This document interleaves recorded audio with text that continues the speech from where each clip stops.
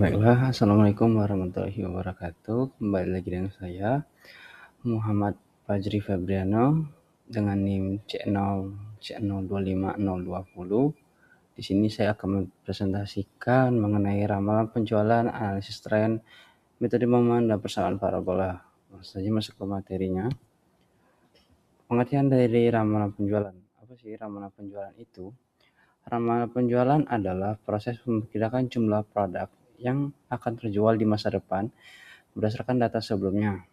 Peramalan penting untuk membantu perusahaan merencanakan produksi, persediaan, dan strategi pemasaran. Jadi singkatnya, ramalan ini digunakan untuk memperkirakan jumlah produk yang akan terjual di masa yang akan datang dari waktu ke waktu. Next. Baiklah, jenis ramalan. Ada dua jenis ramalan, yaitu kualitatif atau metode yang didasarkan pada pendapat ahli atau survei. Yang kedua, metode kuantitatif berdasarkan perhitungan statistik atau berdasarkan data yang ada. Tujuan peramalan penjualan. Tujuan ramalan penjualan antara lain: 1. Menentukan jumlah produksi. Perusahaan dapat menentukan jumlah produksi yang akan diproduksi untuk tahun selanjutnya. Yang kedua, mengatur persediaan barang. Perusahaan mampu untuk mengatur persediaan barang yang nanti diperkirakan dibutuhkan untuk masa yang akan datang. Yang ketiga, menentukan strategi pemasaran. Perusahaan bisa membaca ataupun memahami bagaimana pasar bergerak. Yang keempat, mengurangi risiko kerugian. Tadi sama seperti bentuk jumlah produksi, jadi mengontrol bagaimana barang tersebut, apakah yang kita produksi laku atau tidak. Nanti tentunya rugi kalau kita produksi dalam jumlah banyak, ternyata yang terjual hanya setengahnya saja. Next, analisis tren. Analisis tren adalah metode yang digunakan untuk melihat arah perkembangan data dari waktu ke waktu. Melalui analisis ini, perusahaan dapat mengetahui apakah penjualan cenderung meningkat, menurun, atau stabil. Analisis tren termasuk dalam metode kuantitatif karena menggunakan data historis sebagai dasar perhitungan. Next, fungsi analisis tren. Fungsi analisis tren digunakan untuk 1.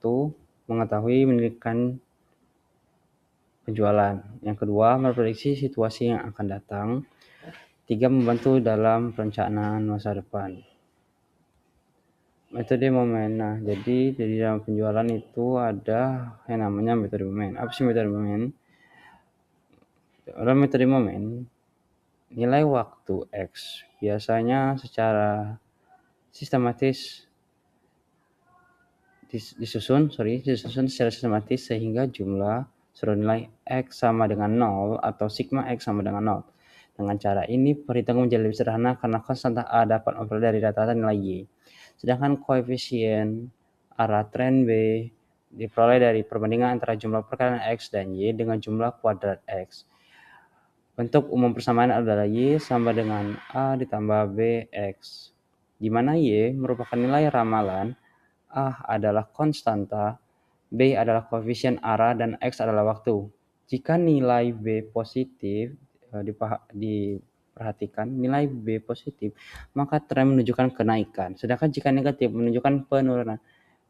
Metode ini cocok atau relatif digunakan ketika data penjualan memiliki pola yang relatif stabil atau tidak berubah secara ekstrim. Next, persamaan parabola. Tadi ada persamaan bentuk momen, sekarang ada persamaan parabola. Jika data penjualan tidak berbentuk garis lurus tetapi melengkung, nah perlu dipahami tadi jika metode momen memperhatikan tren garis lurus, berbeda hal dengan persamaan parabola, di mana persamaan parabola memperhatikan lengkung yang terjadi. Misalnya, mengalami kenaikan lalu penurunan, maka digunakan persamaan parabola. Jadi contohnya teman-teman, seperti ketika trennya ini naik turun, kayak tangga gitu. Nah, itu contohnya parabola. Bentuk umum persamaan ini adalah Y sama dengan A ditambah BX ditambah CX kuadrat. Model ini digunakan ketika pola data tidak stabil dan menunjukkan perubahan yang tidak linear. Berkebandingan terbalik dengan persamaan momen, di mana momen ini relatif digunakan untuk data yang stabil atau tidak berubah secara ekstrim, sedangkan persamaan parabola ini justru digunakan untuk data yang tidak stabil dan menunjukkan perubahan yang tidak linear. Nah, ini contoh soal. Saya metode momen. Sebagai contoh, terdapat data penjualan selama 5 tahun dari 2019 sampai 2023 dengan jumlah penjualan berturut-turut 100, 120, 130, 150, dan 170 unit. Jadi nanti mungkin bayangannya di sini kayak ada dua tabel gitu. Di sini ada tahunnya, di sebelah kanannya ada total penjualan unitnya. Setelah dilakukan perhitungan menggunakan metode momen, diperoleh nilai A sebesar 134 dan B sebesar 17.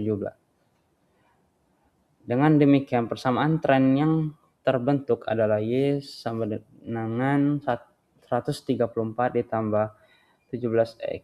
Untuk meramalkan penjualan tahun 2024, karena kita cari satu tahun yang akan datang, nilai X adalah 3.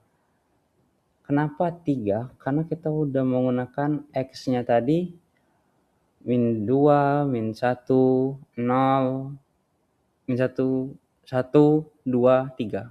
2023 kan itu 2 perhitungan waktunya atau bulannya. Berarti 2024 tinggal kita tambahkan saja 1. 1 berarti 4. Dapatlah tadi 4.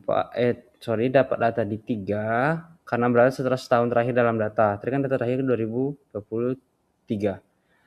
Dengan memasukkan ke dalam persamaan diperoleh hasil Y sama dengan 134 ditambah 17 kali 3 sama dengan 115. Jadi ramalan penjualan tahun 2024 adalah 115 unit. Hasil ini menunjukkan tren peningkatan penjualan setiap tahunnya. Tadi untuk contoh soal momen, sekarang contoh soal parabola. Terdapat penjualan sama kayak tadi, tabelnya tetap 2 tabel. Ada tabel untuk tahun dan tabel untuk penjualan per unitnya. Data tersebut menunjukkan pola naik kemudian turun. Setelah dilakukan perhitungan, diperoleh nilai A sebesar 146, B sebesar 10, dan C sebesar min 6, sehingga persamaan menjadi Y sama dengan 146 ditambah 10, X dikurang 6X kuadrat. Untuk meramalkan tahun 2024 dengan nilai X sama dengan 3, maka diperoleh hasil Y 146 ditambah 10 kali 3 dikurang 6 kali 9 sama dengan 122. Jadi ramalan penjualan tahun 2024 adalah 122 unit. Metode ini menunjukkan bahwa penjualan diperkirakan menurun setelah sebelumnya mengalami kenaikan. Tadi sudah dijabarkan contoh soal dan contoh dan penyelesaian dari berbagai metode, bukan berbagai, contoh 2, metode momen dan metode parabola. Ditarik kesimpulan bahwasannya ramalan penjualan sangat penting dalam perencanaan bisnis karena membantu perusahaan dalam mengambil keputusan yang lebih tepat. Analisis sering digunakan untuk melihat arah perkembangan data. Metode momen digunakan jika pola data berbentuk garis lurus dan persamaan pola digunakan jika pola data berbentuk lengkung. Pemilihan metode yang tepat akan menghasilkan peramalan yang lebih akurat dan membantu perusahaan dalam menyusun strategi ke depan. Terima kasih telah menyaksikan dan saya harap teman-teman dapat mencerna apa yang saya sampaikan. Kuncinya itu untuk membandingkan antara metode momen dan metode parabola ketika digunakan. Metode momen dipakai ketika tren garis lurus atau tren tidak ada perubahan signifikan, sedangkan tren parabola digunakan ketika adanya lengkungan pada garis atau tren yang cukup ekstrim. Baiklah, terima kasih. Saya akhiri. Wassalamualaikum warahmatullahi wabarakatuh.